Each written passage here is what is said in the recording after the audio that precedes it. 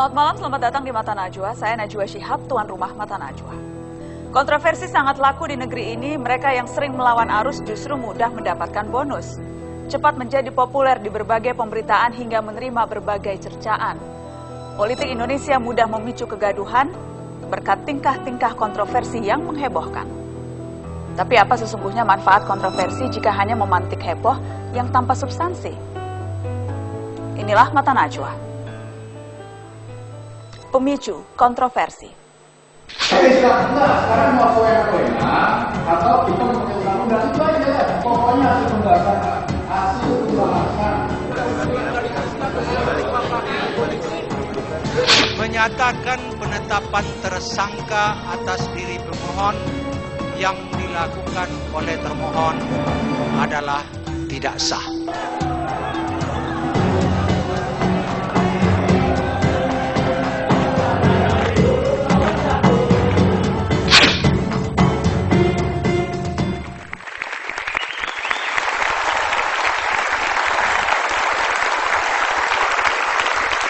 Pemirsa, mari bicara Sarpin Effect. Sebulan sudah berlalu pasca dikabulkannya pra-peradilan yang menyebut penetapan tersangka oleh KPK tidak sah. Kini ketok palu sang hakim seolah menginspirasi banyak tersangka korupsi. Mereka seakan berlomba mengajukan pra-peradilan. Hakim pemutus perkara ini, Sarpin Rizaldi, menjadi sosok penting. Dianggap pemicu lahirnya berbagai gugatan pra-peradilan. Telah hadir di studio Mata Najwa, Hakim Pengadilan Negeri Jakarta Selatan, Sarpin Rizaldi. Selamat malam, Pak Sarpin. Selamat malam. Waalaikumsalam warahmatullahi wabarakatuh. Terima kasih sudah bersedia hadir di Mata Najwa. Saya tahu tidak mudah bagi Anda untuk datang. Ya. Sempat dibujuk beberapa lama sampai akhirnya mau datang untuk berbicara Sarpin Effect. Anda sekarang hakim paling terkenal di negeri ini, Pak Sarpin. Sadar akan hal itu, Pak? Tidak tahu juga saya terkenal atau tidak. Tapi Tidak merasa terkenal? Tidak. Saya yang pasti bagi saya, dalam hidup saya yang terberat barangkali mungkin malam ini. Yang terberat justru malam ini? Iya. Kenapa, Pak Sarpin? Iya, karena saya belum pernah ini datang ke Metro TV ini. Saya belum pernah duduk di tengah-tengah masyarakat seperti ini. Tapi saya sudah terbiasa untuk menyidangkan perkara yang barangkali ya, banyak ditonton oleh banyak orang. Termasuk yang kemarin salah satunya yang paling menghebohkan. Salah satunya itu. Yang paling menghebohkan negeri. Kita ingin tahu lebih banyak tentang sosok Sarpin Rizaldi yang banyak dibicarakan orang. Ini dia profilnya yang berikut ini. Hakim Sarpin Rizaldi menjadi sorotan setelah didaulat sebagai hakim yang memimpin sidang pra-peradilan penetapan tersangka calon Kapolri Budi Gunawan. Meraih gelar sarjana hukum pada 1986, Sarpin kemudian melanglang ke daerah sebagai hakim. Sebelum berkarir di Pengadilan Negeri Jakarta Selatan, Sarpin pernah menjadi Wakil Ketua Pengadilan Negeri Bukit Tinggi dan Ketua Pengadilan Negeri Binjai. Penggemar musik rock ini juga pernah bertugas di Pengadilan Negeri Jakarta Timur. Selain gemar bernyanyi, ayah dua anak ini juga mahir di lapangan hijau. Bahkan Sarpin Rizaldi pernah bergabung di klub Divisi 1 PS Hercules yang bermarkas di Stadion Menteng.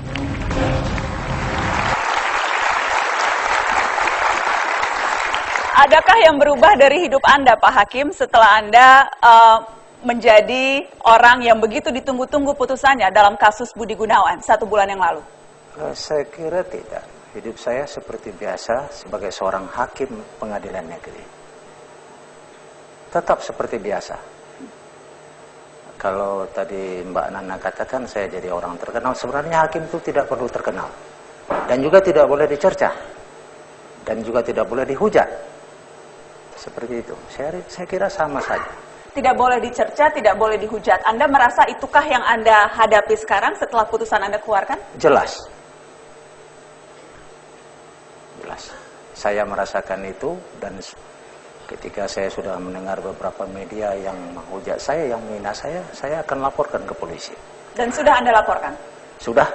Ada yang sudah saya laporkan dan ada yang masih dikumpulkan data-datanya. Karena ini kan masalah penghinaan dan pencemaran nama baik. Siapa saja itu yang sudah Anda laporkan ke polisi? Yang baru saya laporkan salah seorang mantan hakim agung. Saya kurang begitu hafal namanya. Itu yang saya kenal itu Ibu Komaria, Hakim Agung non karier. Persisnya kenapa Anda laporkan Ibu Komaria? Cobalah dibayangkan, dikatakan saya hakim bodoh. Sekarang saya balik tanya sama Mbak Najwa, apakah seorang hakim mungkin bodoh? Karena dia diterima itu melalui suatu proses yang panjang. Jadi ini karena Anda merasa tercemar nama baik setelah di media disebutkan Hakim Sarpin hakim bodoh? Jelas. Itu bukan hanya penghinaan terhadap diri saya, juga penghinaan terhadap lembaga peradilan. Karena saya melaksanakan tugas saya sebagai hakim dalam memutus perkara. Selain Ibu Komaria, mantan Hakim Agung, tadi Anda katakan sudah mendata. Jadi Anda persisnya sudah mengumpulkan siapa saja yang bernada miring terhadap Anda dan putusan Anda selama 1 bulan ini? Bukan hanya saya yang mengumpulkan. Karena saya sudah minta bantuan beberapa orang advokat sebagai kuasa hukum untuk mengumpulkan data kira-kira mana yang mencemarkan nama baik saya, mana yang menghina saya. Nanti saya laporkan. Jadi Anda sampai menyewa pengacara ya khusus untuk ini? Anda serius betul ini? Saya tidak pernah menyewa pengacara sampai hari ini. Cuman dengan keadaan seperti ini ternyata banyak rekan-rekan advokat ini yang mau saya mintain tolong tanpa bayar. Apa ya kepentingannya kira-kira advokat mau membela hakim tanpa bayar? Saya minta bantuan. Anda yang meminta bantuan? Iya. Hakim Tapi meminta bantuan pengacara? Iya, karena ini kan sekarang saya dalam keadaan dizolimi. Nama baik saya dicamarkan, saya difitnah, saya dihina. Tentu saya mempertahankan diri. Anda atau putusan Anda, Pak Hakim? Anda bisa menilai sendiri. Saya katakan sudah, dua-duanya itu. Saya dalam memutus perkara, melaksanakan tugas negara sebagai hakim yang diangkat oleh Presiden sebagai kepala negara. Apa salahnya orang mengkritik putusan hakim? Putusan hakim itu produk hukum kan sama seperti undang-undang. Undang-undang banyak dikritik, kenapa putusan hakim tidak boleh dikritik? Saya tidak menyalahkan orang mengkritik. Yang saya salahkan orang mencemarkan nama baik saya, menghina saya. Dan yang masuk kategori menghina ketika sudah masuk personal, dikatakan Anda bodoh, begitu? Betul. Jadi hanya sebatas itu, sebatas persoalan hinaan pribadi. Kalau soal putusannya yang kemudian diperdebatkan, dibilang ada Sarpin efek, Sarpinisme dan sebagainya, itu sah-sah saja kan? Saya tidak mempersoalkan itu. Dan kalau Mbak Najwa nanya sama saya mengenai putusan, saya juga tidak akan tanggapi. Karena hakim itu tidak boleh berkomentar terhadap putusan dan tidak juga boleh mengomentari putusan. Tapi sepanjang itu, di luar itu, berpengaruh terhadap diri saya dan mencemarkan nama baik saya, tentu saya akan menempuh jalur hukum seperti itu. Baik, kita akan lanjutkan setelah pariwara. Tetaplah di Mata Najwa. Pemicu kontroversi kembali sesaat lagi.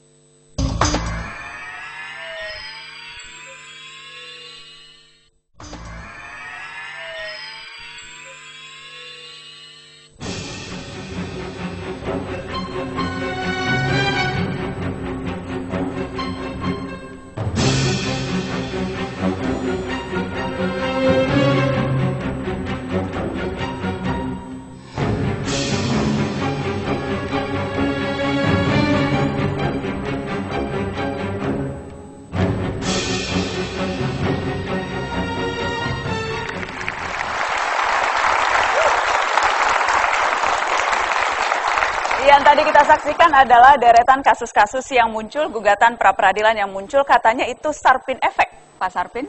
Itu dampak dari keputusan Anda ketika memenangkan gugatan pra-peradilan. Sarpin efek. Dampaknya sampai sejauh ini itu Anda pertimbangkan atau Anda tidak melihat dan tidak memperdulikan apapun hasil dari keputusan yang Anda keluarkan? Bukan masalah peduli atau tidak. Ini kan masalah perlindungan terhadap hak asasi manusia dalam khususnya tersangka. Kenapa saya mengambil putusan seperti itu? Saya sudah pertimbangkan secara matang dalam putusan dan tidak perlu saya ulangi di sini dan tidak boleh juga saya bicarakan di sini. Tapi yang pasti perlu saya katakan dan perlu saya sampaikan adalah bahwa penyidik sekarang tidak perlu khawatir banyak-banyak orang mengajukan pra-peradilan terhadap ditetapkan dia sebagai tersangka sepanjang penyidik sudah bekerja secara profesional, sudah bekerja menurut ketentuan hukum acara. Karena itu proses penyidikan diatur di dalam KUHP dan hukum acara tertentu lain dalam pidana khusus lainnya. Sepanjang itu dilakukan benar, permohonannya kan pasti ditolak. Kalau saya hakimnya, kalau itu prosedur sudah dilaksanakan sesuai dengan ketentuan hukum acara dan penyidik itu tidak bertindak sewenang-wenang, tentu akan ditolak permohonan pra-peradilan. Jadi tidak perlu khawatir. Tidak perlu khawatir. Dan Anda juga tidak khawatir kalau kemudian suara-suara mengatakan, wah, putusan Sarpin itu membuka tabir gelap pemberantasan korupsi. Hakim yang pro-koruptor, ada suara-suara seperti itu, Anda juga tidak memperdulikan sama sekali? Bukan saya tidak memperdulikan, ini harus dipilah. Pra-peradilan itu bukan pemeriksaan perkara korupsi, ini menyangkut masalah proses. Jangan dicampur adukkan antara hukum materi dengan hukum formil. Ibarat kereta api, ini hukum acara, ini relnya. Ketika kereta api itu harus berjalan di relnya, itu baru benar. Saya ingin ke koalisi, teman-teman dari Koalisi Masyarakat Sipil Anti Korupsi, ada Feby Yoneta yang duduk di audience. Apa dampak dari putusan Hakim Sarpin kalau Anda lihat? Kalau saya sebetulnya melihat bahwa dampak dari putusan Hakim Sarpin itu bisa pada pelemahan pemberantasan korupsi. Paling tidak ada 2 senjata baru yang sekarang bisa digunakan oleh para tersangka korupsi. Itu pertama adalah pra-peradilan. Faktanya banyak, Sultan Batu Gana dan kemudian juga Hadi Purnomo melakukan presiden yang sama. Yang kedua adalah kriminalisasi. Kriminalisasi itu selalu digunakan kepada siapa saja yang kemudian bermaksud untuk mengkritik baik itu putusan atau bahkan proses-proses kriminalisasi dan juga pelemahan pemberantasan korupsi yang terjadi. Oke, Anda dan teman-teman lebih jauh bahkan kemudian melaporkan Hakim Sarpin ke Komisi Yudisial. Iya benar, karena kami menilai bahwa ada pelanggaran kode etik dan pedoman perilaku hakim yang dilakukan oleh Hakim Sarpin. Dalam hal ini sebetulnya kita harus melihat bahwa putusan pra-peradilan yang diputuskan, dijatuhkan oleh Hakim Sarpin itu tidak bisa dilihat sebagai murni putusan yang berdasarkan hukum. Maksudnya, jadi Anda curiga ada pertimbangan selain hukum yang diambil? Ya, kami melihat bahwa ada kepentingan-kepentingan di luar hukum yang mungkin mendasari dari putusan tersebut. Apa itu misalnya kepentingan di luar hukum? Kita lihat indikatornya saja. Apabila putusan itu berdasarkan hukum, maka seharusnya dia merujuk pada hukum acara yang berlaku. Dan juga kewajaran praktek peradilan yang selama ini dilakukan oleh kebanyakan hakim-hakim yang mengadili pra-peradilan terkait dengan permohonan penetapan tersangka. Kita semua tahu bahwa ini satu-satunya kasus di mana penetapan tersangka itu bisa diputuskan dan diterima dan dibatalkan penetapan tersangka tersebut oleh pra-peradilan. Saya harus kasih kesempatan Pak Sarpin untuk menanggapi. Saya rasa saya tidak perlu menanggapi apa yang disampaikan oleh koalisi ini. Karena dasar pertimbangan saya sudah seperti saya katakan. Adakah pertimbangan di luar hukum? Adakah kepentingan-kepentingan lain? Mana mungkin hakim itu memutus perkara di luar hukum. Yang jelas, yang pasti, norma hukum pra-peradilan pasal 77 itu memang penetapan tersangka itu tidak ada di dalam norma hukum pasal 77. Tapi mengenai hal demikian, hakim itu diberi kewenangan oleh undang-undang untuk menemukan hukum dan menafsirkan hukum. Karena undang-undang kekuasaan kehakiman jelas menerangkan seperti itu. Dan itu saya pertimbangkan dalam putusan. Kalau kemudian tadi dinilai ada melanggar kode etik, tidak profesional, tadi apapun alasannya dan sudah diadukan ke Komisi Yudisial? Silahkan saja buktikan pelanggaran kode etik. Seperti saya katakan, dalam memeriksa dan mengadili perkara pra-peradilan yang diajukan oleh pemohon Komjen Pol Budi Gunawan ini, selama proses peradilan itu, komisioner Komisi Yudisial setiap sidang ada di ruang sidang.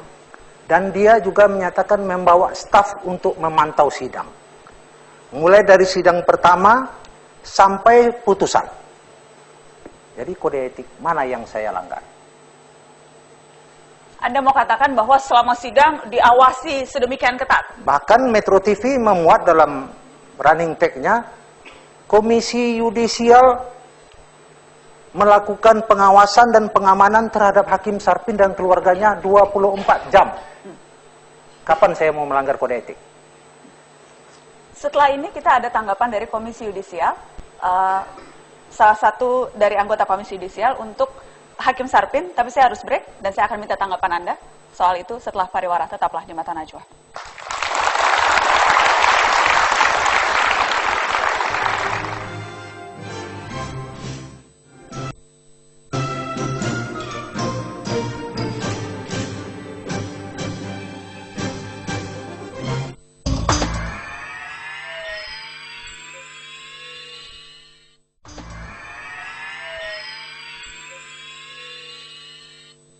Jadi putusan itu begitu sudah putus, itu bukan milik pribadi, itu milik publik.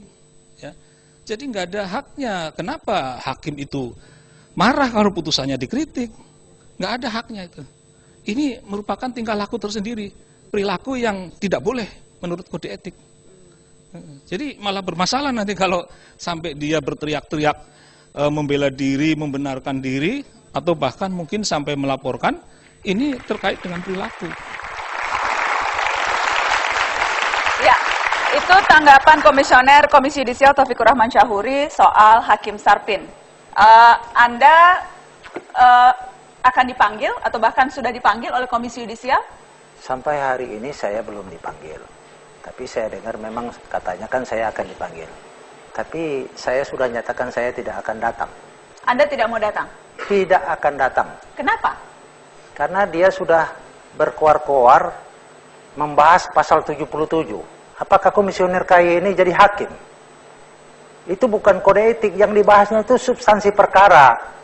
Makanya saya tidak akan datang. Kalau Anda tidak datang, tapi kasusnya bisa saja terus bergulir di Komisi Yudisial. Silahkan saja. Kesempatan Anda membela diri malah tidak ada. Silahkan saja. Akan kena sanksi? Kalau kena sanksi saya melawan. Dengan cara apa? Dengan cara jalur hukum juga dong. Kan tidak mungkin dengan cara lain. Sanksinya itu kalau misalnya kita pakai, ada contoh kasus pra-peradilan. Pak Hakim yang menggugat status tersangka dikabulkan, hakimnya sempat kena sanksi. Badan Pengawas Mahkamah Agung memberikan sanksi menjadi hakim non-palu selama 1 tahun. Saya tidak tahu itu. Anda sendiri pernah diperiksa Badan Pengawas Mahkamah Agung? Sampai hari ini belum. Dan saya belum pernah kena hukuman disiplin. Saya belum pernah kena hukum. Anda sempat dilaporkan ke Komisi Yudisial, katanya sempat ada 8 kasus, 2 kasus Anda kemudian datang dan menjelaskan. Katanya ada 8 laporan. Saya kan tidak tahu yang melapor itu orang ke Komisi Yudisial. Tapi yang pasti, saya katakan pada hari ini, saya pernah dipanggil Komisi Yudisial 2 kali. Dan diperiksa, dan hasilnya clear. 1 perkara korupsi Asabri, ketika saya jadi Hakim Pengadilan Negeri Jakarta Timur. Dan sudah diperiksa, selesai, surat KY keluar, clear. Yang kedua perkara pidana paten di Pengadilan Negeri Medan tahun 2012. Dua-duanya diperiksa? Dua-duanya diperiksa. Dua-duanya clear? Clear. Yang 6 kasus yang lain yang Anda juga dilaporkan? Saya tidak tahu, saya bilang. Kalau dia bilang 6 ada laporan lagi, silakan lihatkan sama saya yang mana. Hakim Agung saja kalau dipanggil KY mau datang. Anda kok tidak mau datang ya? Karena ini sudah membahas substansi perkara. Alasan saya kan sudah jelas. Ketika di 2 kasus yang dilaporkan KY juga membahas substansi perkara, Anda datang. Kenapa sekarang Anda tidak mau datang? Bukan, salah Anda. Anda kan tidak tahu apa alasan orang itu memeriksa saya pada waktu itu. Ada 2 kasus yang tadi disebutkan. Satu soal kasus pengaduan teman-teman koalisi bersih anti korupsi. Kemudian satu lagi tadi disebutkan ketika Anda malah justru melaporkan orang-orang yang mengkritik putusan Anda. Saya bukan melaporkan orang yang mengkritik putusan saya. Saya akan melaporkan orang yang menghina saya. Saya akan melaporkan orang yang mencemarkan nama baik saya. Jangan dicampur adukkan. Kalau soal itu, Feby, kalau soal yang mencemarkan nama baik, itu haknya Pak Hakim Sarpin. Kalau ada orang yang mengatakan ia bodoh atau mengatakan ia yang kan berkaitan dengan itu haknya Hakim Sarpin. Ada sependapat dengan itu? Tapi kan problemnya harus dilihat bahwa pasal 310, 311 KUHP itu memang pasal karet yang sering digunakan oleh orang-orang yang dalam posisi berkuasa kepada orang-orang, kepada masyarakat yang kemudian melakukan kritik terhadap mereka. Dan 310-311 ini bisa berbahaya karena kemudian dia menimbulkan chilling effect atau dampak untuk membungkam masyarakat dari hak mereka untuk menyatakan pendapat terhadap keputusan kebijakan yang diambil oleh pejabat publik, termasuk dalam hal ini Hakim Sarpin. Tapi kalau misalnya dibedakan mana yang menghina personal dan mana yang mengkritik putusan, masih sah-sah tidak Hakim Sarpin? Problemnya adalah pasal 310-311 itu karena pasal karet, dia akan sulit untuk memisahkan mana yang personal dan mana yang merupakan keputusan. Karena itu akan sangat melekat. Segala perbuatan yang melekat pada diri seseorang itu, apabila dia pejabat publik, maka kemudian menjadi bagian dari dirinya. Itu yang pasal kemudian karet, sulit untuk Saya tidak perlu berkomentar apakah pasal 310, pasal 13 itu pasal karet atau tidak. Yang pasti itu hukum material. Dan yang pidana pasti material. Dan yang pasti karena Anda merasa dicemarkan, Anda akan laporkan. Iya. Titik, selesai di situ. Iya. Jadi selain tadi Hakim Agung, saya dengar juga Anda mau melaporkan Komisioner KY ke polisi? Iya, Pak. Iya. Siapa saja? Yang tadi berbicara, yang tadi kita ambil wawancaranya? Termasuk. Komisioner itu Anda akan laporkan ke Iya. polisi? Apa spesifiknya? Saya tidak bilang spesifiknya. Karena yang mengumpulkan data itu juga Pengacara? kuasa hukum saya. Tapi apapun pokoknya harus dilaporkan ke polisi. Kalau Anda sendiri tidak tahu mana yang dicemarkan? Saya kan membaca datanya nanti. Oh, jadi sekarang ada orang yang bertugas mengumpulkan siapa saja yang sudah menghina Anda untuk Iya. dilaporkan lagi? Iya, karena pekerjaan saya kan banyak. Setiap hari saya sidang. Anda tanyalah sama tim Anda yang menjemput saya. Saya dari pagi sampai sore sidang. Masa itu saja pekerjaan saya? Anda tampaknya memang emosi sekali, efek dari dampak kasus ini Anda emosi Saya sekali ya Pak bukan Hakim? emosi. Saya emosinya karena saya dihina. Sementara saya ini ditugaskan oleh negara sebagai hakim. Hakim itu Mbak tahu tidak? Pejabat peradilan negara yang diberi wewenang oleh undang-undang untuk mengadili. Dan dia diangkat oleh presiden sebagai kepala negara. Barangkali negara-negara di dunia ini cuma di Indonesia hakim yang dihina. Cobalah Mbak menyeberang saja ke Kuala Lumpur atau ke Singapura. Ada enggak didengar orang menghina hakim di situ? Anda ini Tidak ada, berbicara karena di pengadilan nama, itu atas nama hakim, tapi kan Anda berbicara atas nama diri Anda sendiri kan Pak? Iya, Anda tapi kan tidak posisi kemudian saya kan sebagai mengatasnamakan hakim keseluruhan yang merasa terhina dan sebagainya. Karena kalau kita lihat putusan-putusan hakim, bahkan Hakim Agung juga banyak ada yang bilang putusan Hakim Agung ajaib, aneh dan sebagainya itu sering sekali kita dengar. Saya tidak mengomentari, saya tidak mempersoalkan itu. Yang jelas ini kan yang saya hadapi sekarang. Saya tidak membawa masalah putusan Mahkamah Agung, putusan yang lain-lain. Yang jelas sekarang saya melaksanakan tugas negara, memeriksa dan mengadili perkara dan memutus perkara, lalu saya dihina, lalu saya dicemarkan nama baik saya. Itu yang saya laporkan. Penghinaan terhadap saya dalam melaksanakan tugas berarti penghinaan terhadap pengadilan juga. Sayangnya di Indonesia ini belum ada undang-undang tentang contempt of court. Inilah yang terjadi. Jadi Anda merasa kalau Anda dihina itu juga menghina peradilan? Juga menghina pengadilan. Setuju tidak, Feby? Itu yang saya bilang tadi, bahwa sulit untuk akhirnya memisahkan diri dia sebagai individu kemudian dengan jabatan publik yang disandangnya. Dia bisa mengeksersis atau menggunakan kekuasaannya untuk kemudian membungkam masyarakat yang melakukan kritik terhadap apa. Tapi setiap orang berhak mengajukan laporan. Kekuasaan itu kan melekat di diri pribadi yang merasa dirinya terhina dan terancam kan? Kekuasaan apa nih? Dalam hal apa kekuasaan Hakim Sarpin? Kekuasaan dia sebagai pejabat publik, dia bisa menggunakan. Jadi gini, ketika individu kemudian menjabat posisi tertentu dalam jabatan publik, harusnya dia sudah menyadari bahwa dia akan sangat rentan atau akan menjadi subjek serangan dari masyarakat yang memang memberikan pendapat, berekspresi atau menyampaikan kritik terhadap tindakan, perbuatan atau kebijakan yang dibuatnya. Itu harusnya sudah disadari dari awal. Maka kemudian reaksi dengan menggunakan pencemaran nama baik untuk membungkam masyarakat itu adalah reaksi yang berlebihan. Adakah kekhawatiran Anda dan dari koalisi anti korupsi juga akan dilaporkan oleh Hakim Sarpin? Jujur aja Mbak Nana, bahwa hari ini juga mungkin saya ragu-ragu sebetulnya untuk bicara di sini, karena sudah ada presiden sebelumnya di mana Hakim Sarpin melaporkan, bahkan juga rekan saya di Padang juga mengalami hal yang sama, misalnya dosen Ferry Amsari, dosen Universitas Andalas yang juga dilaporkan oleh Hakim Sarpin. Saya juga sebetulnya ragu-ragu untuk bicara di sini, akan kemudian mengalami permasalahan yang sama di kemudian hari dengan laporan 310-311 itu. Jadi Anda sudah menebarkan ketakutan nih Pak Hakim? Ini salah menilai saja. Ini rasa-rasa berdosa sendiri kalau menurut saya. Rasa berdosa sendiri? Iyalah. Jadi yang di Padang itu perlu saya jelaskan di sini supaya masyarakat Indonesia tahu. Dia berbicara di media, Hakim Sarpin dibuang secara adat. Ini kita masyarakat Indonesia hidup dalam lingkungan masyarakat hukum adat. Bagi orang Minang, itu sangat hina, Mbak. Supaya saya jelaskan. Dan yang berbicara itu bukan masyarakat umum biasa, tapi sebagai seorang orang yang terpelajar dan dosen. Dan saya laporkan itu, tapi perlu diketahui. Karena itu adik saya. Kalau dari segi alma mater, dia jauh di bawah saya, dia BP 99. Jadi kasusnya sudah selesai itu? Sudah selesai. Sudah selesai. Dan mereka sudah datang ke Jakarta dan minta maaf sama saya. Dan Ferry Amsari sama Charles Simabura itu sudah ketemu sama saya. Didampingi oleh Dekan Fakultas Hukum dan para guru besar, termasuk Saldi Isra. Kita sudah bertemu, kita duduk satu meja, kita sudah beramai, dan saya sudah memaafkan dia. Dia sudah minta maaf sama saya. Dan laporan di Polda akan saya cabut. Akan dicabut, tapi ya. Tidak untuk yang lain-lain yang Anda masih merasa... Bukan masalah merasa dan tidak merasa, ini kan perlu penyelesaian. Oke, Anda tampaknya tidak ada takutnya ya Pak Hakim? Kenapa? Kalau takut nggak perlu jadi hakim. Tidak ada takutnya? Jadi dalam kalau ada yang tanya kira-kira ada backingnya nggak ya, kok nggak takut? Oh, salah itu. Saya bertanya Pak. Saya tidak ada backing. Tidak ada backing. Hakim Sarpin Anda tidak tahu, ada backing. saya ini keluarga guru.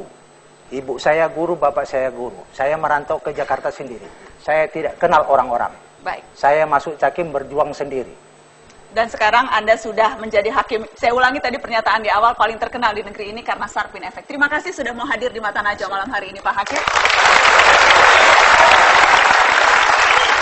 Dan setelah ini, setelah Hakim Sarpin masih ada satu lagi orang pemicu kontroversi, Haji Lulung akan hadir di Mata Najwa sesaat lagi. Terima kasih Pak Hakim. Terima kasih Pak Hakim.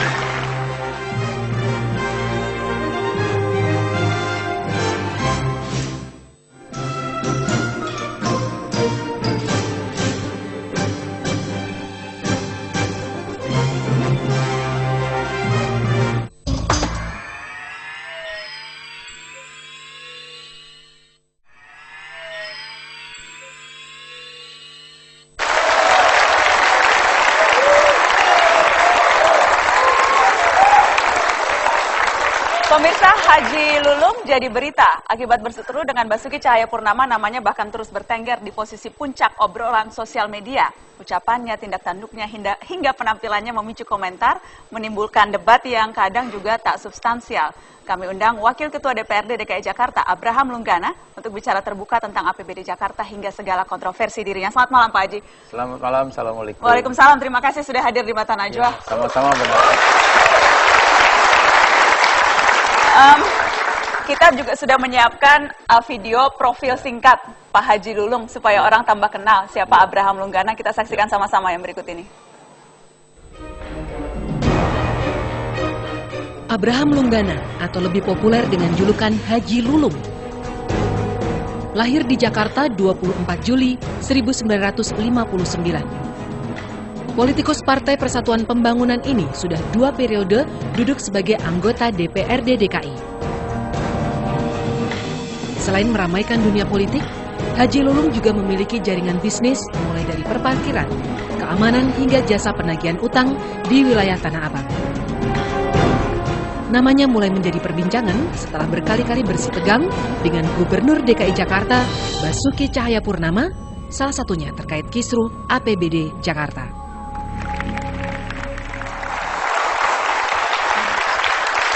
Haji Lulung itu katanya salah satu penguasa Jakarta. Benar nggak tuh Pak Haji? Punya anak buah ditakuti, itulah Haji Lulung. Enggak, boleh dievaluasi. Jadi saya lebih kepada padat karya, lebih kepada sebuah konsep-konsep yang bisa kita barter dengan kepentingan sosial, kepentingan tenaga kerja, pokoknya kepentingan secara umum untuk kepentingan masyarakat. Jadi kalau dibilang penguasa Jakarta, Jawara Tanah Abang lah. Kalau itu iya dong? Ya, enggak. Kemungkinan persepsi itu dinamis sekali. Ada Jawara, ada preman, ada Pak Haji Lulung itu sendiri, ya. Jadi itu memang berjalan dengan begitu saja, kemudian waktu yang menjawab. Pak Haji Lulung ini jadi di atasnya preman, di atasnya jawara, atau apa nih? Ya. Yang mana nih? Itulah orang menilai seperti itu. Memang artinya halus. Kalau di media sosial kan halus 24 gitu kan. Artinya gitu, halus itu adalah brand saya ketika tahun 2002. Oh, sudah ada brand sendiri nih Pak Haji ya? Halus itu Haji Lulung untuk semua. Hati Lulung untuk semua. Jadi itulah yang dimiliki oleh saya, kemudian diimplementasikan, disosialisasikan kepada teman-teman. Ya, artinya sejalan dengan persoalan kepentingan sosial, kepentingan publik itu memang saya garap ya. Dari penyerapan tenaga kerja, ada yang namanya investasi lingkungan. Kita sadar bahwa saya berangkatnya memang dari seorang anak yatim. Saya tidak punya modal, saya punya konsep yang namanya investasi lingkungan. Kemudian saya tinggal di sentra ekonomi, rumah saya tidak berjauhan dengan pasar. Bagaimana saya saya merger ya, artinya kepentingan sentra ekonomi dengan sebuah lingkungan. Sampai sekarang jadi bisnismen yang sangat berhasil di Tanah Abang. Ya, kalau berhasil sih enggak ya, artinya sambil berjalan sampai hari ini. Masa nggak berhasil? Kan ada salah satu orang paling kaya di Jakarta katanya Pak Haji. Enggak lah, enggak begitu. Kalau kalau kita bicara bisnis Tanah Abang itu kan ada bisnis jasa parkir, keamanan, penagihan utang. Itu anak buahnya jadi berapa Pak Haji di Tanah Abang? Kalau penagihan utang tuh biasanya orang dari luar. Orang dari luar datang ke kami minta izin, Pak Haji Lulung kami pengen lagi utang nih ke tempat sini. Saya bilang yang penting kalian jangan mengganggu keamanan. Silakan saja. Karena memang kalau jasa advokat itu saya punya. Ya, kalau ada orang yang diutangin kadang-kadang ngadu sama saya, itu juga sesuai dengan prosedur hukum.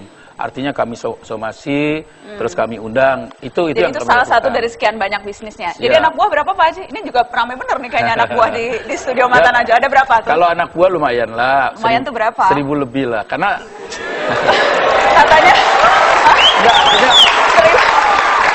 1.000 lebihnya 5.000. Saya dengar 7.000 anak enggak, buahnya. itu waktu saya belum aktif di politik, saya konsen kepada perusahaan saya. Kan perusahaan saya cuma jasanya yang tadi Mbak Nana sampaikan, parkir, terus security keamanan, kemudian satu lagi sampah. Sampah juga memang kami kelola dari sejak. Karena kan tadi pagi kan reporter Mata Najwa ikut Pak Haji ke Tanah Abang. Itu kayaknya Pak Haji ditakutin banget tuh, kita lihat bagaimana Pak Haji Lulung di Tanah Abang tadi pagi. Iya.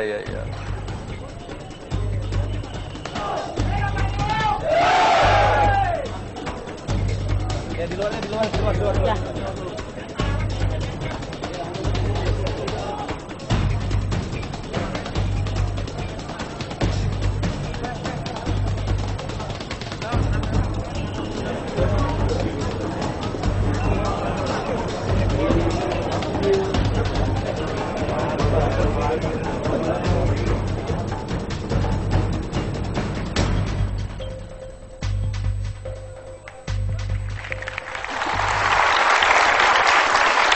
Betul-betul disegani tampaknya di Tanah Abang. Pak Haji, kekayaan Anda tuh berapa sih Pak? karena kami cek di LHKPN itu belum ada, belum masuk. Apa memang belum mendaftarkan kekayaan? Sudah sih, sudah. Waktu tahun lalu saya sudah mendaftarkan itu. Tapi yang tahun sekarang belum. Ya. Berapa tuh Pak? Ya kalau dihitung materi nggak tahu lah ya. Tapi kalau dihitung apa artinya yang tidak bergerak ya lumayan. Boleh tahu nggak Pak? Ya cuma ada berapa rumah gitu kan. Berapa tuh berapa? Katanya sampai 35 mobil, betul Pak? Oh itu di perusahaan. Di perusahaan itu mobil inventaris karena pemegang sahamnya ada 5 orang. Termasuk 5 Lamborghini? Oh Lamborghini kan aku bilang dari awal, Lamborghini itu sebenarnya pinjam sama teman. Karena memang saya bergaul di komunitas mobil-mobil mewah. Jadi kalau teman atau teman punya sendiri mungkin. Enggak, benar. Karena kan sempat heboh tuh waktu Pak Haji Lulung datang pelantikan DPRD pakai mobil Lamborghini. Ya, ini karena saya habis touring ke Bali, terus kesiangan. Habis kesiangan saya mau dilantik, kemudian nggak ada parkir. Parkir udah nggak muat, akhirnya kami parkir di atas, di lapis 3 kami parkir di atas itu. Kemudian nggak ngerti, kok sampai sore kita pulang, terus anak-anak ngomong, Pak Haji, mobilnya digerumungin orang gitu kan. Saya sih biasa-biasa aja, namanya kami sering kumpul di komunitas itu. Namanya sering pakai Lamborghini ya? Ya kira-kira begitulah, karena pinjam lah. Karena saya sempat baca juga Pak Haji di salah satu wawancara media, Anda bilang, saya pembayar pajak ketiga terbesar di Jakarta Pusat. Ya, itu memang. Jadi perusahaan saya tahun-tahun kemarin pembayar pajak terbesar di Jakarta Pusat ketika 7 tahun yang lalu lah ya. Kalau sekarang, kemarin saya evaluasi di kantor, karena saya setiap hari Kamis itu datang ke kantor. Kan sempat ramai juga tuh, saya ngeludah aja jadi duit, betul Pak? Itu istilahnya istilah. Karena saya dari kecil kan memang mungut sampah. Jadi dari semenjak kelas 3 SMP, saya ditinggal oleh orang tua. Orang tua saya pejuang 45, dimakamkan di makam pahlawan Kalibata. Sejak itulah saya berdikari sendiri. Karena ibu saya ditinggal 8 anak. Kemudian setiap habis subuh saya ke pasar. Ngapain? Ya cari karung bekas, cari per bekas bal-balan. Di sana ada kardus. Ya itu yang kami pungut, terus kami buat makan sehari-hari. Jadi kalau soal namanya sampah, ya memang domain kita dari kecil. Jadi kalau orang bilang sampah itu bau, saya bilang sampah itu emas gitu. Emas ya? Yeah. Sampai bisa pakai beli Lamborghini, Rubicon dan macam-macam. Baik. Kita sudah harus break untuk headline-nya, Pak Haji. Tapi yang bikin Pak Haji Lulung tambah menjadi perbincangan akhir-akhir ini juga karena tampaknya tidak habis-habis berantem sama Gubernur DKI Jakarta. Nanti saya akan tanya, ada masalah apa sih Haji Lulung sama Ahok? Iya, iya. Salah satunya kita ingat waktu itu sempat ada demo Jawara Tanah Abang ke Balai Kota, masalah urusan PKL Tanah Abang. Kita lihat cuplikan demonya yang berikut ini.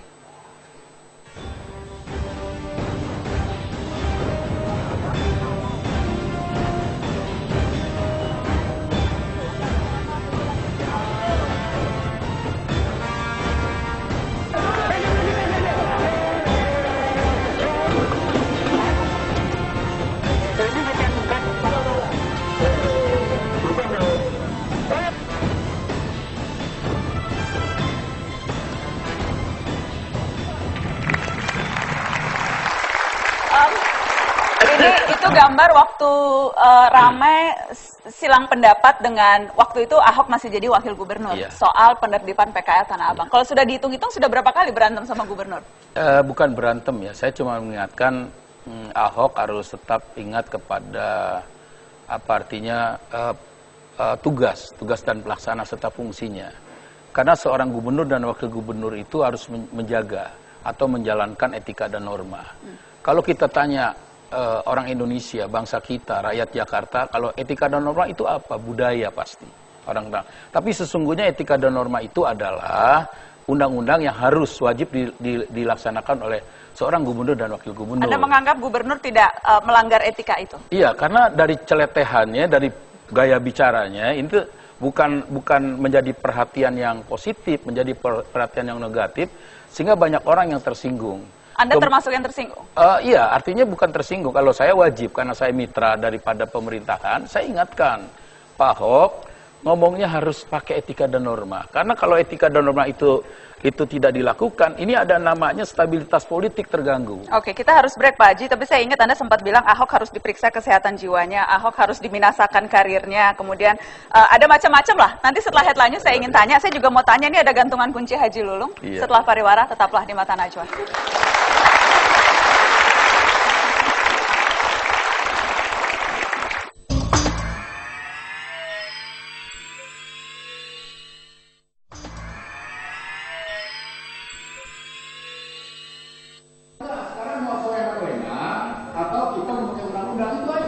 Ini semua sesuai peraturan. Ini pokoknya hasil pembahasan, Pak. Hasil pembahasan. Ya, belanja itu hasil pembahasan.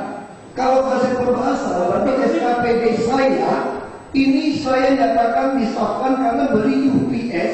Ini Pak Wali Kota berdiri. Apakah Anda membahas di UPS 4,2 miliar per kelurahan di Jakarta Timur? Saya kira demikian, Pak Gubernur. Saya kira Bapak bisa menahan emosi Bapak itu, Pak Gubernur. Jangan teriak-teriak Pak Gubernur. Apa itu Gubernur? Berkenan Pak Gubernur. Tolong saya yang memimpin. Anda yang pimpinan loh.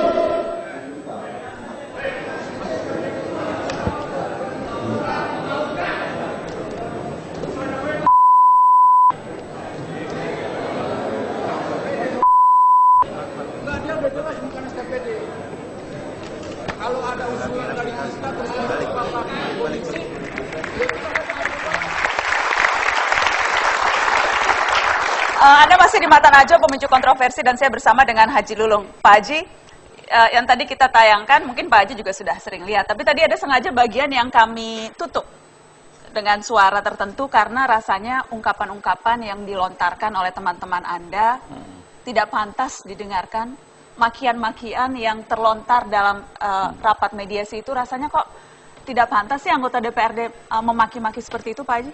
Iya, memang itu tidak terlihat semua. Karena itu kontroversinya ketika Pak Ahok berdiri. Ini ada di edit-edit. Karena Pak Ahok itu berdiri, menunjuk-nunjuk, suruh berdiri seorang wali kota, ya. Kemudian anak-anak di situ ada reaksi hari itu. Karena memang saya tanya Pak Ahok, mulainya kontroversi itu, Pak Ahok, apakah saudara mau menggunakan undang-undang atau mau menggunakan sewenang-wenang? Saya yang tanya itu. Temperamennya langsung naik dia. Langsung ditunjuk-tunjuk Pak Wali Kota sambil berdiri. Ya, ini ada reaksi dari kawan-kawan. Reaksinya berupa umpatan dan kalimat kasar yang bernada rasialis dan ada kata-kata binatang. Yang pertama saya dengar itu, kamu gubernur atau preman. Karena udah gaduh, jadi tidak terdengar lagi. Saya tidak terlalu yakin itu anggota dewan yang berteriak semua. Karena hari itu... Ada yang sudah mengaku, tapi dia memang meneriakkan makian. Sudah ada yang mengaku, temannya Pak Haji juga. Iya, namanya itu Bagus Arif, bukan mengaku. Dia mengklarifikasi, karena dia dituduh yang mencaci maki itu. Ada juga yang bernama Prabowo? Prabowo itu ada. Ya, ada dan Prabowo. mengaku juga? Dia sudah mengaku, ya, tapi berarti anggota DPRD, bukan orang lain. Iya, jadi tidak usah juga terlalu membela anggota DPRD, Pak Haji. Karena yang menarik kemudian Pak Haji, ketika kemudian di awal Anda bilang harus dengan etika dan sebagainya, tapi yang kita lihat terkadang anggota DPRD juga tidak menunjukkan hal yang sama. Iya, karena saya lihat itu perilaku gubernur lebih dulu. Jadi kami rakyatnya jadi contoh. Jadi cikal bakalnya tadi saya bilang. Karena gubernurnya begitu. Gubernurnya gimana? Iya, tadi tidak menjaga etika dan norma. Jadi rakyatnya ikut-ikutan. Kalau menurut saya begitu ya. Karena itu udah lama sekali. Jadi salahnya gitu. Gubernurnya? Yes. Cepat sekali langsung yes. Tapi Anda sendiri dengan Pak Ahok kan memang sudah beberapa kali berseteru. Ketika kemudian saya ingat Anda bilang Ahok harus dibinasakan sebagai wakil gubernur. Ya. Itu bulan September. Catatan saya kemudian Anda berubah lagi, tidak boleh ada yang ganggu Ahok jadi gubernur. Pada Oktober 2014. Jadi sebetulnya sikap Anda tuh terhadap gubernur seperti apa sih? Begini, saya secara teman, saya punya hubungan emosional secara kawan gitu. Tetapi ketika dia menjalankan tugas-tugasnya, komentar-komentarnya yang tidak berpihak kepada kebijakan-kebijakannya dia terhadap rakyat, ini saya perlu kritik ketika dia bilang. Terhadap rakyat atau terhadap wakil rakyat? Terhadap rakyat. Artinya begini, coba. Ya rakyat kan, wakil rakyat kan belum artinya tentu wakil rakyat mewakili rakyat loh Pak Haji. Nah, dari mana? Enggak. Iya dong. Wakil rakyat itu representatif daripada rakyat. Artinya kenapa? Kami dipilih. Kami adalah pejabat publik. Sama dengan Pak Ahok. Pak Ahok itu pejabat publik. Jadi representatifnya kami mewakili rakyat. Itu secara undang-undang. Makanya amanahnya ketika kami disumpah, kami menjalankan undang-undang. Gitu. Oke. Yang ramai sekarang nih soal kisru APBD. Apa sih yang Anda lihat? Oh, saya sudah harus break Pak Haji. Tapi nanti saya akan tanya soal kisru APBD setelah pariwara berikut. Tetaplah di Mata Najwa.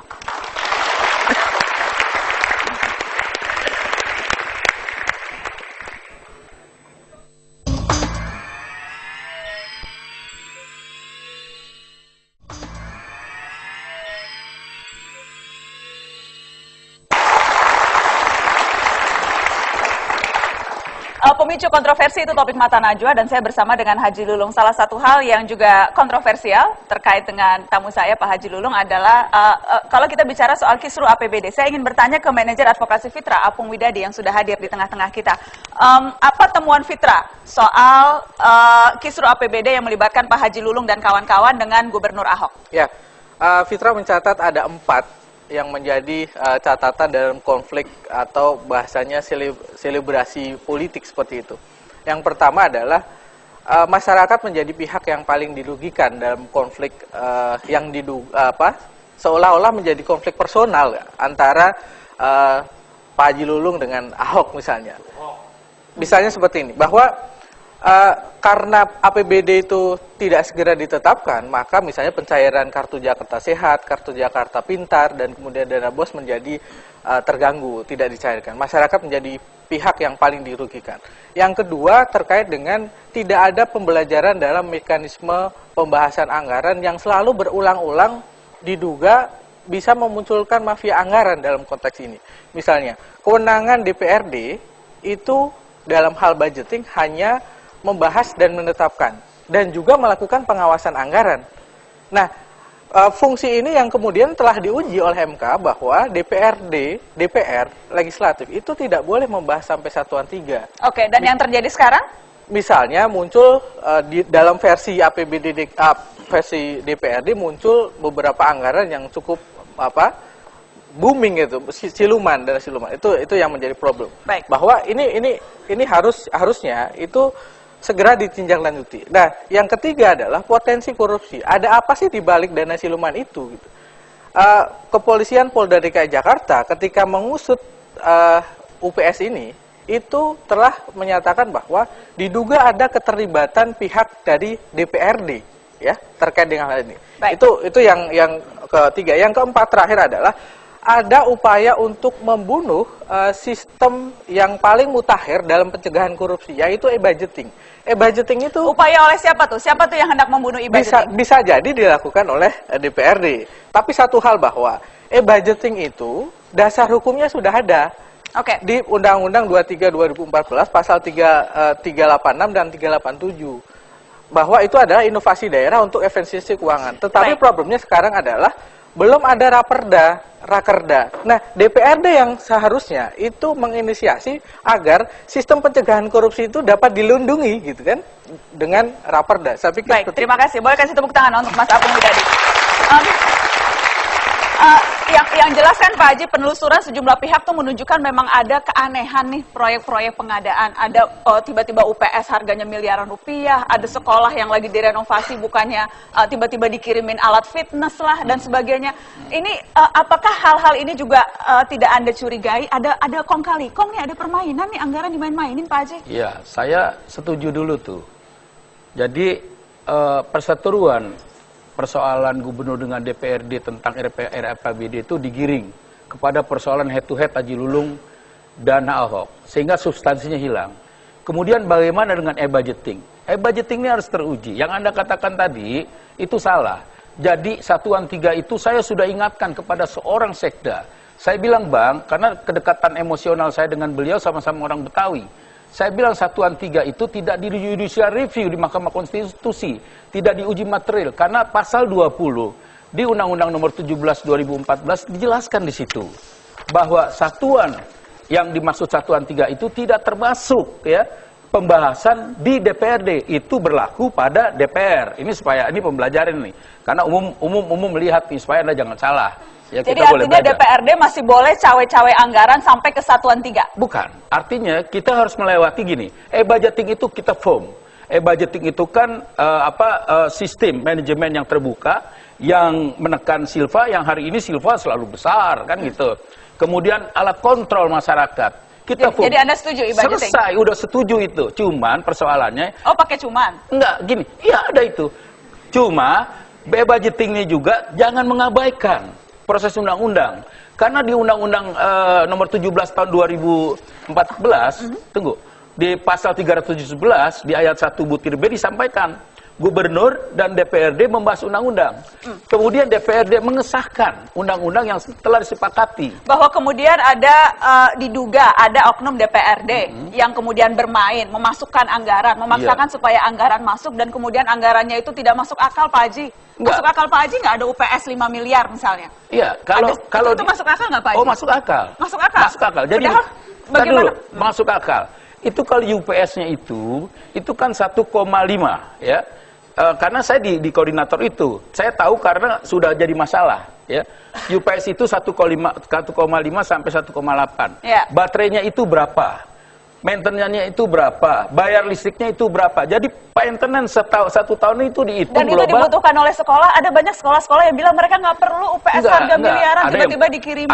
Ada yang kita akan tunjukkan. Ya, tapi yang perlu juga disampaikan juga, karena ada yang perlu itu. Ini yang 2014 atau 2015 nih Pak Haji yang Anda bilang tadi. Kalau UPS 2014 kan menjadi masalah. Kalau 2014 itu terjadi pembahasan, selesai pembahasan disepakati, diparipurnakan, pidato gubernur terima kasih, kemudian diantarkan kepada gubernur mengantarkan kepada di sana. Jadi yang kemudian dibilang ada anggaran-anggaran, misalnya alat peraga pendidikan anak usia dini 15 miliar, pelatihan guru ke luar negeri 15 miliar, suplai UPS 2 SMP 12 miliar, laboratorium, ini semua masuk akal Pak Haji nggak? Kalau saya bilang masuk akal, karena masuk akal semua nih. Bukan, artinya masuk akal begini. Saya loh Pak Haji bisa miliaran begini. Artinya begini, ini rinciannya kan, satuan-satuannya juga kan dihitung secara global akhirnya. Apa saja dibutuhkan, misalkan mobil. Kalau mobil cuman mobilnya saja kerangkanya, mungkin kita bisa beli misalkan mobil Alphard. Kalau kerangkanya kita beli doang, itu sekitar 200 juta. Kalau sama mesinnya berapa, sama kabelnya berapa, sama akinya berapa. Bahwa kemudian ketika dicek harganya di pasaran, itu penggelembungan harganya luar biasa besar. Tidak akan mungkin itu dilelang kalau itu di markup.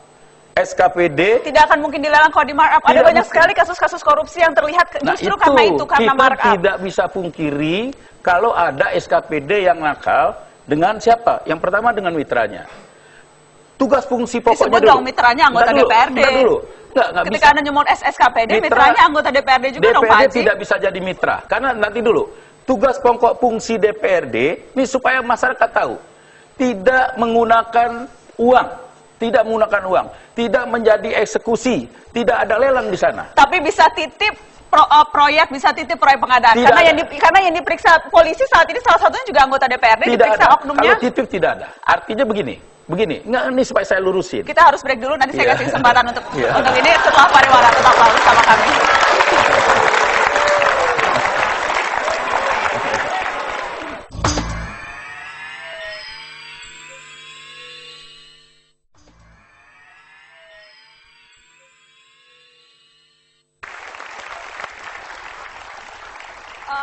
Kisru APBD yang memicu kontroversi, yang jelas intinya rakyat DKI jangan sampai dirugikan. Yep. Hak angket akan jalan terus tidak Pak Haji? Jalan terus. Jalan terus? Iya. Tidak akan mundur? Tidak. Walaupun ada beberapa partai yang sudah menarik? Iya, jadi kalau saya, kalau sekarang ada 8, pergi 1, itu masih ada P3 di situ. Kalau 2 lari, masih ada P3. 3, 4, kalau sendiri pun P3 terus melakukan angket. Goal utamanya apa Pak Haji? Apa tujuan utama dari hak angket ini? Ada 3 hal. Yang pertama adalah persoalan hukum. Di sana ada menghina secara institusi kami. Yang kedua memfitnah kami, menjustifikasi kami adalah koruptor, maling, jegal dan sebagainya. Ya. Yang kemudian ada etika dan norma, ada stabilitas politik di sana. Apa stabilitas politik? Adalah mengganggu keamanan, kenyamanan, ketentraman ekonomi. Hari ini terjadi. Ya, rakyat Jakarta tidak nyaman dengan keadaan begini. Ya, terus yang kedua ada cacat administrasi, memalsukan ya dokumen anggaran belanja yang sudah disahkan secara bersama-sama. Yang ketiga ada hak politik yaitu hak angket. Apa itu hak angket? Hak angket adalah kebijakan gubernur yang berdampak luas kepada masyarakat. Oleh karenanya hak angket itu dalam penyelidikan. Sekarang proses dalam penyelidikan hukum. Kalau ditanya apa sih sasarannya, kita lihat nanti. Adakah itu, misalkan, adakah itu pelanggaran hukum di sana? Ya nanti kita akan musyawarahkan lagi. Atau tidak ada, ya sudah, selesai. Targetnya sampai sejauh menjatuhkan gubernur DKI? Tidak. Kami sudah sepakat tidak menjatuhkan gubernur DKI. Tetapi kalau ada persoalan hukum, ini kami akan pertimbangkan. Kami akan pertimbangkan. Pertimbangkan untuk? Ya artinya pertimbangkan, kalau ini masalah hukum masa dibiarkan? Kan tidak ada boleh satu pun di Republik ini melanggar hukum.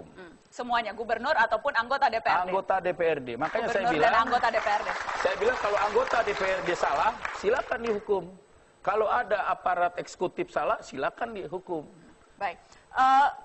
Yang jelas, kalau sekarang persepsi publik, Pak Haji, soal DPRD dan juga gubernur, tampaknya tapi DPRD persepsinya tidak begitu baik. Anda juga melihat hal yang sama, persepsi publik terhadap DPRD itu agak miring? Iya, saya tidak melihat itu. Karena saya berjuang pakai kacamata kuda. Kenapa saya katakan saya sedang melakukan penegakan hukum? Kalau di masyarakat sana, itu melihat media. Media itu memang, medianya sangat kooperatif dengan persoalan-persoalan kebijakan gubernur. Tapi tidak ada media yang firm kepada persoalan-persoalan DPRD sesungguhnya. Kan kita juga sedang berjuang dalam permasalahan ini. Kalau Ahok mengatakan, bukan Ahok. Artinya kalau ada orang mengatakan klaim Ahok benar gitu, ya biarin aja. Kita jalan aja seperti air. Nanti siapa yang menilai kan orang tahu. Yang penting sekarang saya bukan media, fakta hukum yang penting. Karena keadilan yang kita akan jalankan gitu. Pak Haji, kalau tadi saya tanya kenapa kemudian, karena salah satu kemudian outlet orang berbicara itu sekarang lewat sosial media. Nah, salah satunya di sosial media ini juga ada teman-teman yang dari Save Ahok, penggiat gerakan Save Ahok. Ada Mas Safik Ponto. Selamat malam Mas Safik, terima kasih sudah hadir. Mbak Nana. Ketika bilang Save Ahok itu Anda hendak menyelamatkan Ahok dari siapa? Menyelamatkan dari Pak Haji Lulung dan teman-teman atau dari mana nih Save Ahoknya? Wah, mana berani saya, Pak. Sebenarnya gini ya, Pak, kalau dibilang sebagai penggiat Save Ahok kurang tepat. Saya tuh peserta. Kan, siapalah saya, hanya remeh-remeh rempeyek gitu Mbak di sini gitu, apa depan Pak Haji Lulung gitu. Tadi nyobain. Apa tuh intinya Save Ahok tuh menyelamatkan dari apa? Jadi ketika muncul dana yang disebut kayak siluman gitu ya, waktu itu kan muncul tuh. Tadinya sebenarnya targetnya tuh DPRD, loh kok ini gimana gitu. Jadi saya kebetulan perusahaan saya tuh memantau percakapan publik di sosial media. Tiba-tiba naik nih Save Ahok, naik. Terus kita lihat apa nih yang terjadi. Rupanya ini benar-benar publik aja, masa gitu. Ya saya mungkin remah rempek, mungkin di sini juga banyak yang Save Ahok gitu. Gitu, kita juga nggak tahu. Nah tapi yang pasti selama ini publik itu melihat DPR itu dan DPRD itu udah kayak, aduh udah segini gitu. Udah sakitnya tuh di sini Pak gitu. Jadi akhirnya ketika ada kejadian yang menjadi momentum, itu jadi fokus publik langsung gitu. Karena kalau dilihat, nggak mungkin kalau ini di orkestra ya, bakal sebanyak itu. Untuk pertama kalinya ada satu pejabat publik, percakapannya lebih tinggi dari Pak Jokowi gitu.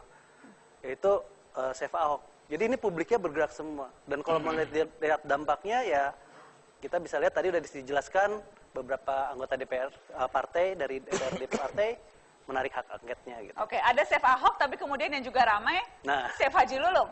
Kalau itu apa ceritanya? Nah, kalau Save Haji Lulung tuh sebetulnya itu kalau udah pernah main di Twitter ya, lihat yang ada nama Chuck Norris, itu tuh sebenarnya permainan yang sama gitu. Jadi menunjukkan bahwa ini figur Pak Chuck Norris tuh kayaknya wah gitu banget ya, sehingga harusnya nih percakapan di sini bukan Mbak Nana yang nanya Pak Haji Lulung yang nanya Mbak Nana gitu. Oh gitu. Harusnya kayak gitu. Atau saya tadi gitu berusaha rambutnya mirip Pak Haji Lulung, gagal total gitu, nggak mungkin gitu. Tapi itu adalah permainan. Itu ekspresi apa?